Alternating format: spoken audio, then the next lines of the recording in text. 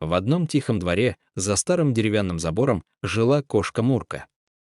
Однажды она принесла 3 котят, полосатого Тима, пушистую белку и крошечную черную точку по имени Уголек. Котята росли любопытными и непоседливыми.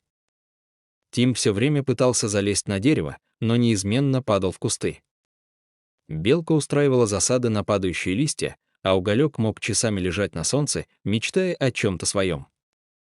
Однажды они решили отправиться на большое приключение в соседний огород. Там они нашли шуршащие тыквы, испугали воробья и даже встретили добродушного пса Барса. Он немного поворчал, но в конце концов разрешил котятам играть рядом. Когда солнце начало садиться, Мурка тихо мяукнула у ворот, и все 3, уставшие, но счастливые, бросились к ней. Они свернулись клубочками на крыльце и сладко уснули, а над двором тихо светила первая звезда. Конец.